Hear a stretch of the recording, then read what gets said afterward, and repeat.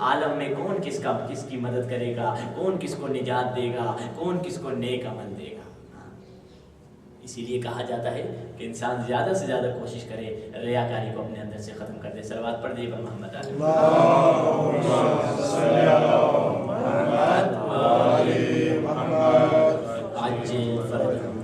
بالدیگر صلوات۔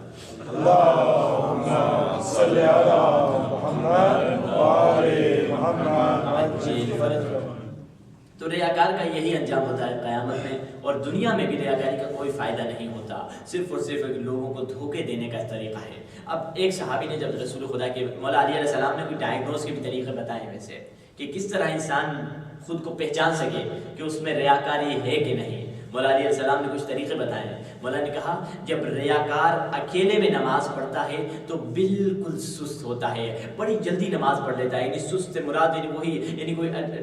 توجہ سے نماز نہیں پڑھتا، خشوع اور خضوع سے نماز نہیں پڑھتا، یعنی جب اکیلے میں نماز پڑھا ہے اکیلے میں جلدی سے فاسٹ ایکسپریس نماز ختم کر لی، جلدی سے مصلی اٹھایا سائڈ میں رکھ دیا، مگر جب لوگوں میں آ گیا،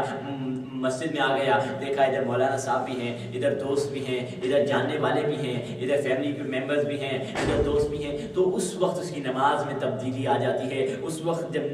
مسجد میں نماز پڑھتا ہے خشوع اور خضوع سے پڑھتا ہے، بڑی محبت سے پڑھتا ہے، دل سے پڑھتا ہے، مگر جب اکیلا ہوتا ہے تو وہ نماز اس کی نہیں ہوتی جو مسجد میں ہوتی ہے۔ یہ ایک مولا نے کہا جب ریاکار جب بھی نماز پڑھتا ہے اکیلے تو اس کی نماز میں سستی ہوتی ہے، جلدی نماز پڑھ کے ختم کر لیتا ہے۔ اور دوسری مولا نے ڈائگنوز کے لیے ایک طریقہ بتایا، مولا نے کہا ریاکار کو ڈائگنوز کرنے کا یہی دوسرا طریقہ ہے کہ ریاکار جب بھی کوئی نیک کام کرتا ہے، جب بھی کوئی اچھا کام کرتا ہے، اچھے کام کرنے کے بعد لوگوں کی تعریف کا منتظر رہتا ہے۔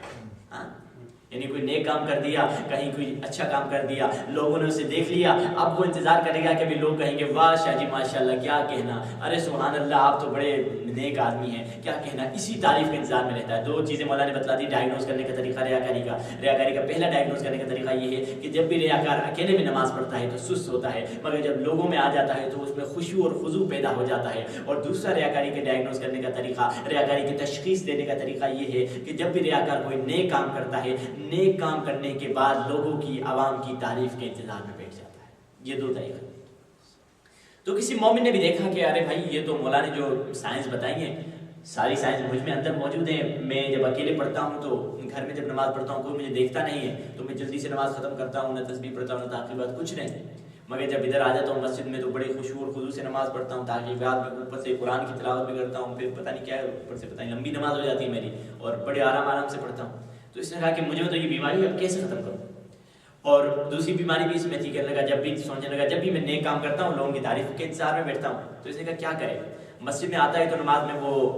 خشوع اور خضوع پیدا ہو جاتا ہے، تو اس نے کیا کیا، مسجد جانا ہی چھوڑ دیا، کہنے لگا ابھی میں مسجد نہیں جاتا کہیں اور جاؤں گا۔ تو یہ تو اس کا مطلب نہیں ہے کہ جو انسان، یہ بھی ایک بڑا خطرناک پوائنٹ ہے جو جس کے ذریعے سے انسان نیک لوگوں کو گمراہ کرنے کی کوشش کرتا ہے، کہتا ہے کہ مسجد نہیں جاؤ۔ مثال کے طور پہ آپ ادھر گئے، آپ ادھر سے یہ ریاکاری کے بارے میں مجلس سن کے گھر گئے اور گھر جا کے سو گئے، اور سونے کے بعد صبح کو جب آنکھ کھلی آپ نے دیکھا 2-3 بج رہا ہے، آدھی رات کا ٹائم ہے، آپ نے سوچا کہ اٹھوں نماز پڑھوں، نماز تہجد پڑھوں، نماز شب پڑھوں، کیونکہ رمضان کا مہینہ بھی ہے، نماز شب کی بڑی تاکید ہے اس مہینے میں۔ آپ اٹھنے چاہ رہے تھے، آپ سے پہلے کوئی اور پہلے اٹھا ہوا تھا ادھر، ارے آپ کو شیطان ابھی بھٹکائے گا، دیکھو یہ جو شخص اٹھا ہوا ہے نا، یہ تمہیں دیکھے گا تم اٹھ رہے ہو، نماز تہجد نماز شب پڑھ رہے ہو، اور پورے محلے میں مشہور کر دے گا کہ یہ تم بھی بڑے نیک انسان ہو، اور جب تم مشہور ہو جاؤ گے نیکی میں تو ریاکاری ہو جائے گی، ارے بھائی سو جاؤ، اٹھنے کی کوئی ضرورت نہیں۔ یہ خود ایک شیطان کا دھوکہ ہے، یہ خود شیطان نیک لوگوں کو اس طرح پھنساتا ہے، جال میں پھنساتا ہے، یہ خود ایک شیطان کا دھوکہ ہے۔ یاد رکھیے کبھی اس میں نہ پھنسیے، اگر کوئی خالصتاً اللہ کے لیے اٹھا ہے، اعوذ باللہ من الشیطان اللعین الرجیم کہہ کے شیطان کو ہٹا دیں اور اٹھیے، خالصتاً اللہ کے لیے اٹھیے، چاہے پوری دنیا دیکھے، چاہے ہزاروں لوگ دیکھیں، کوئی فرق نہیں آئے گا۔ اگر ہماری عبادت خالصتاً اللہ کے لیے ہو، پوری دنیا بھی دیکھنے کے لیے آ جائے، کوئی فرق نہیں پڑنے والا۔ مگر یہ مومن تھا، اس نے اپنے ذہن کے مطابق جو اس کی ذہن میں آئی بات، اس نے مسجد جانا چھوڑ دیا، کہا میں مسجد جا رہا ہوں تو میری عبادت خراب ہو جا رہی ہے۔ کہاں جاتا تھا، نزدیک والی مسجد میں نہیں جاتا تھا، کہیں دور والی مسجد میں جاتا تھا جو اس کے گھر سے دور تھی، جہاں جانے والے بھی کماتے تھے اور لوگ بھی کماتے تھے، غیر آباد مسجد تھی، تو ادھر جا کے نماز پڑھتا تھا۔ مگر اس کے اندر وہ بیماری تو تھی، یہ ایک اس نے اپنے لیے ایک رستہ نکالا کہ میں دور جاؤں گا شاید میں بہتر بن جاؤں، مگر وہ بیماری تو اس کے اندر تھی موجود۔ کسی دن نماز پڑھ رہا تھا، نماز عشاء کے دوران پوری یعنی مسجد بھی خالی تھی اور کوئی تھا بھی نہیں، یہ اکیلے بیٹھ کے نماز عشاء پڑھ رہا تھا اور دروازے کے پیچھے سے دروازے کی آواز آئی، ایسے اس کو لگا کہ کوئی اندر آ چکا ہے۔ اب اس نے جیسے دیکھا کوئی اندر آ چکا ہے، اس کے اندر وہ بیماری تو موجود تھی، وہی ریاکاری کی بیماری کہ لوگ مجھے دیکھیں تو میں اچھی نماز پڑھوں۔ اس نے سوچا کہ اب مسجد میں کوئی مومن بیچارہ آ گیا ہے جو مجھے پیچھے سے دیکھ رہا ہے۔ اب اس کے اندر وہ جو بیماری تھی، وہ بیماری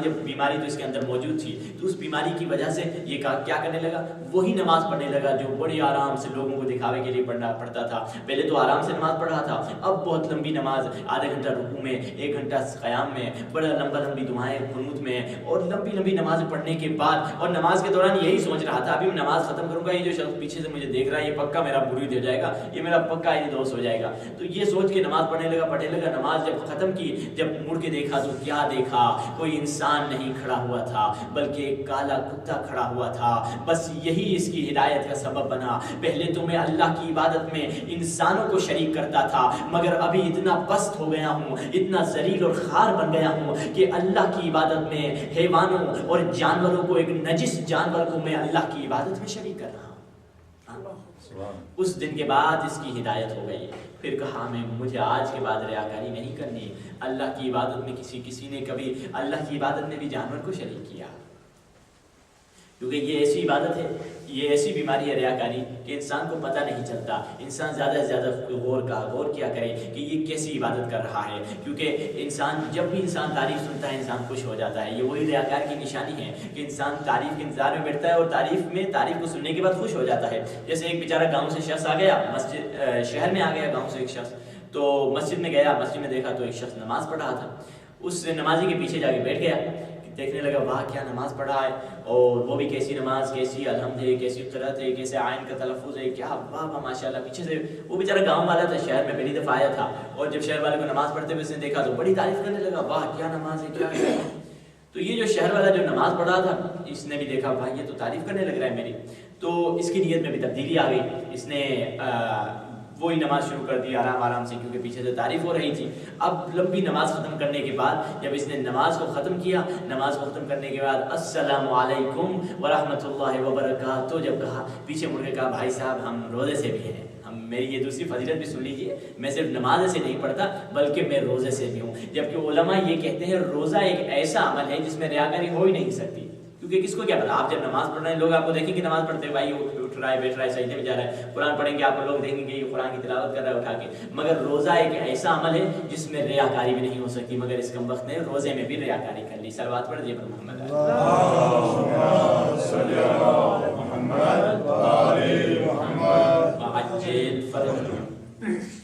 انسان زیادہ سے زیادہ کوشش کرے ان بری عادتوں کو خود سے مٹا دے، کیونکہ یاد رکھیے خداوند متعال نے خود کہا ہے کہ مجھے عمل کی کیفیت چاہیے، مجھے عمل کی کمیت نہیں چاہیے۔ مجھے قرآن اس عمل کو قبول کرے گا، خدا اس عمل کو قبول کرے گا جس میں کوالٹی ہو، اس عمل کو قبول نہیں کرے گا جس میں کوانٹٹی ہو۔ خدا کوانٹٹی کے پیچھے نہیں ہے، اسلام نام ہی ہے کیفیت کا، اسلام نام ہے کوالٹی کا، اسلام کوانٹٹی کا نام نہیں، اسلام کمیت کا نام نہیں، کم ہے یا زیادہ ہے نہیں، کیفیت کا نام ہے کہ کیسی عبادت کر رہا ہے، اچھی ہے یا بری ہے۔ انسان یاد رکھے زیادہ سے زیادہ یہ نہیں کہ میں زیادہ نمازیں پڑھتا ہوں، میں زیادہ روزے رکھتا ہوں، نہیں، کیسے روزے رکھتا ہے۔ قرآن نے بھی یہی کہا احسن عملا، کس کا عمل اچھا ہے۔ قرآن نے یہی معیار بتایا کہ کون اچھا عمل کرتا ہے، کبھی یہ نہیں کہا خدا نے کہ کون زیادہ عمل کرتا ہے۔ زیادہ عمل کرنے کی نہ ہم میں بہتری آئے گی اور نہیں جنت کی طرف ہم نائل ہوئیں گے، مگر اگر صحیح عمل کیا، چاہے کم ہو چاہے کم کیوں نہ ہو، مگر اگر ہماری عبادت میں کوالٹی ہو، ہماری عبادت میں اگر کیفیت ہو تو وہی اللہ کی بارگاہ میں قبول ہوگی۔ اب آپ کو میں خود مثال دے دوں، خود شیطان کی عبادت میں کیا برائی تھی۔ شیطان کی عبادت، شیطان نے اتنی عبادتیں کی جتنے ہم نہیں کر سکتے، جتنے سجدے شیطان نے کیے جو آپ پوری زندگی میں نہیں کر سکتے، مگر وہی شیطان کی عبادتیں کیوں ٹھکرا دی گئیں، وہ ساری شیطان کی عبادتیں کیوں رد کر لی گئیں؟ کیونکہ اس کے عمل میں خلوص نہیں تھا، اس کے عمل میں پاکی نہیں تھی، اس کے عمل میں کوانٹٹی تو تھی مگر کوالٹی نہیں تھی، اس کے عمل میں اس کا عمل ریاکاری سے بھرا ہوا تھا۔ اسی لیے خدا نے اس کی ساری عبادتیں رد کر دی، کیونکہ خداوند متعال کوالٹی کو دیکھتا ہے۔ اور اسی کے مقابل میں اگر دیکھیں حضرت سیدہ بی بی فاطمہ الزہرا سلام اللہ علیہا نے